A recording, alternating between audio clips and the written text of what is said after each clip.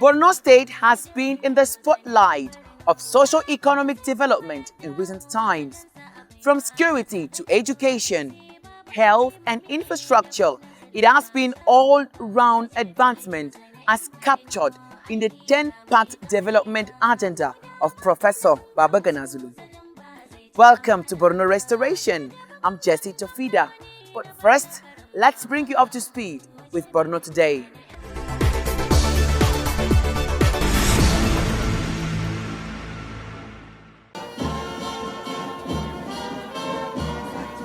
The journey may have been long, hard, but these 246 inductees from the University of Maiduguri Medical College have shown the resilience to get through medical school.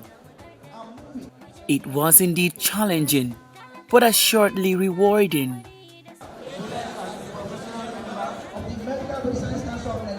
They were in school for longer than expected due to industrial action by Academic Staff Union and COVID-19 pandemic. But that notwithstanding, the university community wants these fresh graduates to make their years of hard work count. The university on its part will continue to work hard to ensure that all requirements for teaching and training of our students are made available so that our graduates remain the best in the country and beyond. The graduates being inducted today have been well trained not only to work in hospitals, but in food and pharmaceutical industries, academia, and research industries. The knowledge you have acquired is not to be used only for personal development, but for the good of society and our beloved country. That the oath you just took had a great significance in your practice, meaning you must abide by all the codes of conduct and ethics of your profession. Using their qualifications to promote the glory of the medical profession and to offer effective services to the nation remains the top priority of the graduates. We all know what it means to be a health science student. Tension of examinations and challenging ASU strikes. Then, just when we thought it was remaining one semester for us to graduate, it became COVID-19 pandemic lockdown. Personally, deep within me, I don't want to practice long in the hospital settings. So I want to go out there to make relevant medical research that will make our health sector go move forward. It's really a wonderful day for I and my colleagues. It has really been a challenge because for the past 5 years we've been on this program and we've had some setbacks. Best graduating students receive awards from the school management and prompt employment.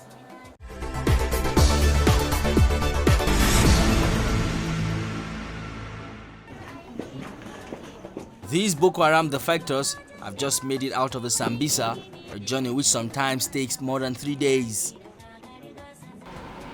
This event occurs everywhere within Bama, as far as Banki. They are being held at this secret military facility where they are profiled to determine the role they played. We were given limited access to speak with them, but not to disclose their identity or film their faces.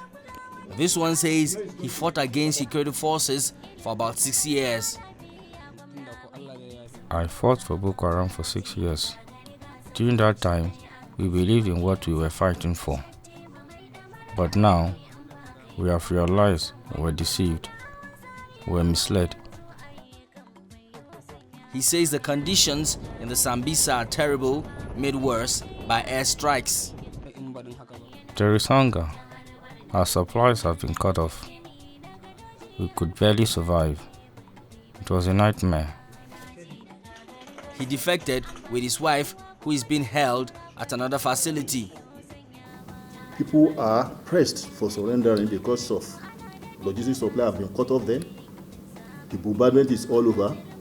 And by all means, little crack has come in the purview of the body that makes up Boko Haram and ISWAP. That disaffection has started rearing its ugly head then. So we've started seeing signs that the pressure is too tight on them. Just like others, after profiling, the Boko Haram defectors are made to undergo other processes. They are not going to be released just like that. They will be processed. And some of the procedures we have done is, apart from the profiling is being done by our own intelligence agency, by the DIA, by the DSS, and all other security agencies. So we have the immigration, the customs, and that's what makes it operation, joint task force operation. So everybody that has anything to do is also checking. At least 10,000 Boko Haram members have given up themselves, according to the military authorities, and the window is still open for more to surrender. Surrendering at this point in time is acceptable to the military. But after some time, if they refuse and they are still making up, they are still dilly-dallying, and that time it will almost be too late. The Borno state government is developing a model for demobilization, de-radicalization and reintegration. It is yet to be publicized, but there are indications justice will be served for both the insurgents and the victims of insurgency. On this day, the army rolls out 2 mine anti-resistant ambush protected vehicles (MRAP) to simulate an ambush at the Malmalari cantonment. The Legion MRAP are the army's latest in its order of battle against insurgents. While the war is not over, the authorities believe an end may not be too far off.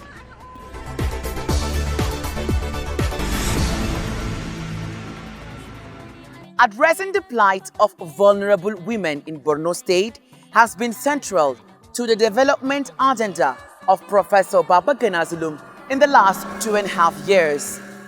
Women are being given enormous support, especially in the area of economic empowerment.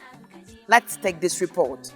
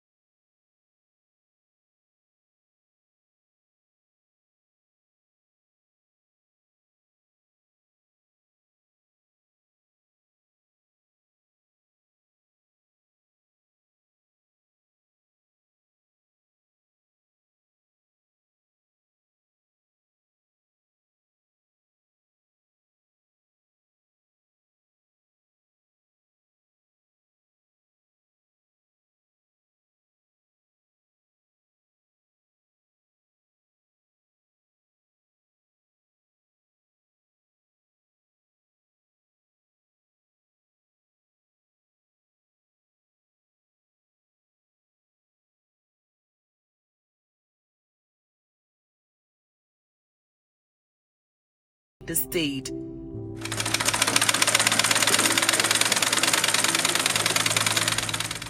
Most vulnerable women, including widows and orphans, are being trained in skills like tailoring, throw pillow designs, and others to make them self-sufficient. This is our tailoring class, and you see how women are training. These women, some of them are widows, some are vulnerable. Though there are some girls, they are learning how to sew their clothes. With the end of the training, the military will empower them so to stand on their own, and they are supporting their families. They will come around 9 and they will close by 3 o'clock. Yes, from Monday to Friday. Yes, there are a lot of women. There are about 300 or 200 we have it, but they will come. We divided them into class. You know, we have first batch, second batch, third batch, like that. In the first batch, we have about 20 to 30 women. We train them for 3 months. Then after that, we'll call another batch to train. These skills, it can help them to yes, their families. We have different type of skills. We have another class for throw pillow and bed sheets. Even now we are planning for our another skill for saloon class. We have a saloon class too. Yes, and also we have a catering class. Yes, for cooking food, snacks. Yes.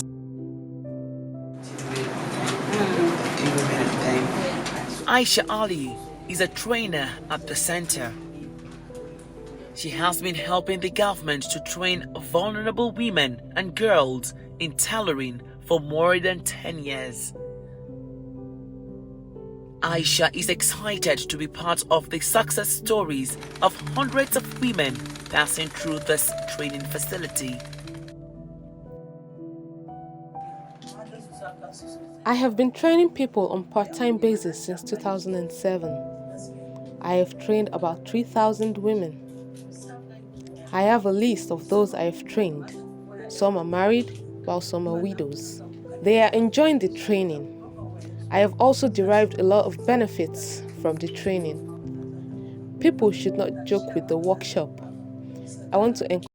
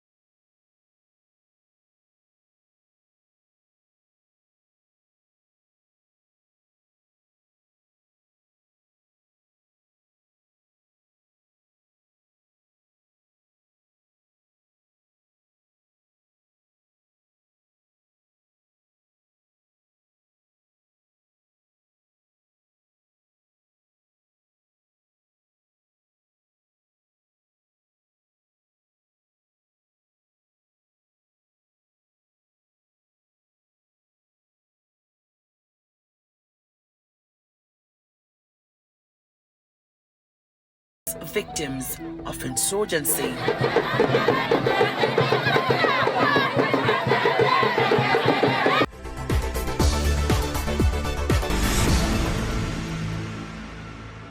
One area that has remained in the spotlight of development in Borno is the massive construction of boreholes in many communities, along with other strategic interventions by the state government in the water sector. I have a chat with the Commissioner for Water Resources. Take a listen.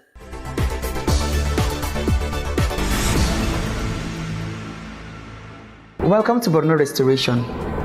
Sir, the Borno State government under the leadership of Professor Babagana Zulum has been investing massively in infrastructural development, and the provision of water supply is one of its major commitments. Kindly put us through some of the water projects in the state so far. Yes, for the past 2 years, under the leadership of His Excellency Governor Babagana Umar Zulum, we have achieved a lot in water sector. So some of the achievements that we had in the past 2 years, we categorize it into two achievements or two projects. Number one is the non-physical project and physical projects. Under the non-physical projects, we have something like a procurement of HGO, that's a diesel, for the operation of all our facilities within the state capital, in which the ministry procures about almost more than 200,000 liters of diesel every month, of which is a very huge investment. Secondly, procurement of chemicals for treatment of our raw water in water treatment plant also is a huge investment by the state government. And also repair and control of contamination, that's water contamination within MMC and Jere, which can lead to outbreak of cholera and other water-borne diseases.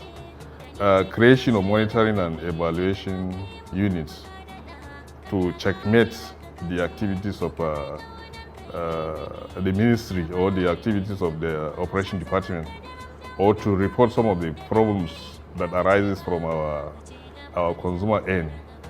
And then training of on capacity building to almost 500 or more than 400 staffs that we have in the ministry. Government of Borno State is so proud that for the first 2 years,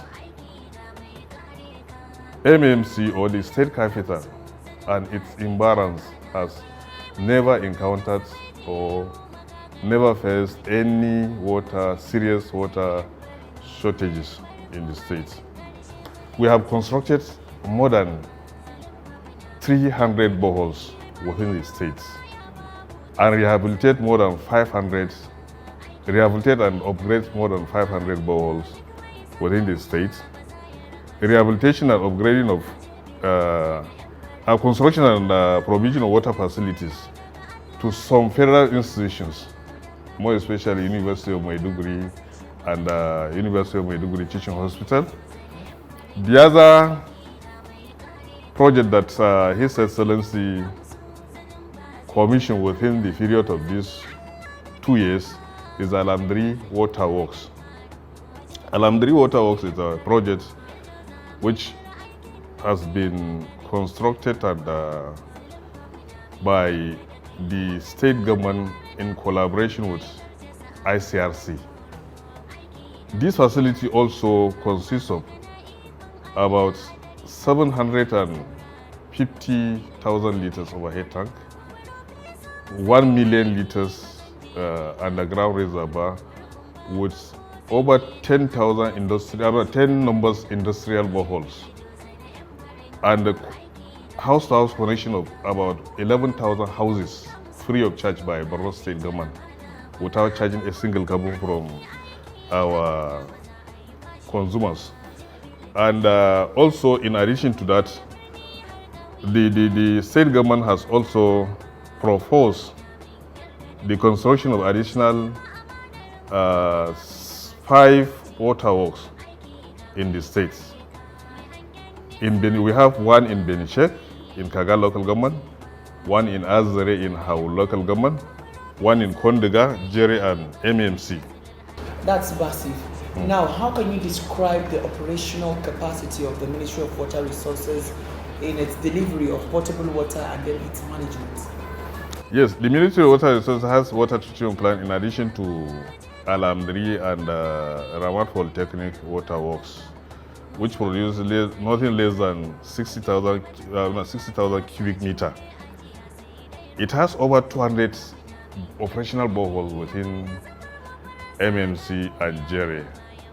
So all of these boreholes are fully functional now. Separate boreholes have been constructed in the 27 local government. As I mentioned before, about 500 of them has been rehabilitated and 300 of them, over 300 has been drilled. And there is engagement of casual staffs and committing of effort of our permanent staffs who operates and manage the boreholes in most of the communities. Okay, now let's talk sustainability. How far have you gone in sensitizing people in protecting this project you've delivered to them? Through media engagement, civil society groups and community leaders. So we have a kind of WASHCOM, that's water, sanitation, hygiene committee, which comprises of the village heads, from the district heads up to the ward heads, and some community leaders, coordinated and by the ministry. Some of the challenges we are facing now is that in most of these facilities, we are facing the challenges of vandalization, mismanagement, and then at times the beneficiaries are not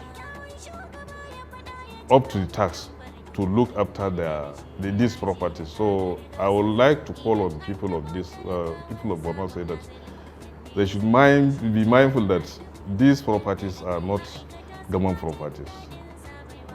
Maybe if something happens to this property, even before the ministry or the people, the attention of the ministry call upon on these facilities, it will take some days, and the same people that will suffer at the end of the day. So I will call on them to be mindful that let them consider these facilities as theirs. Okay. Now, the Ministry of Water Resources has done a lot so far. What do you expect from you in the coming years? All what we have achieved so far in the first 2 years, we will just consider it as a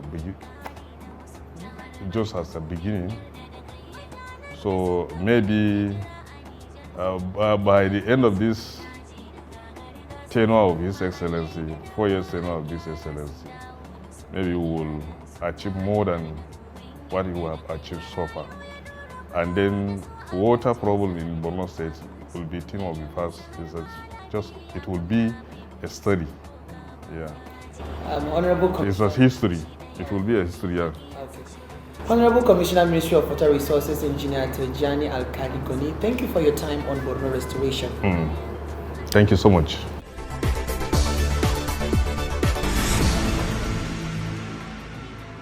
And that's our package on this edition of Borno Restoration. Thanks for watching. I'm Jessie Tafida. See you next time. Bye-bye.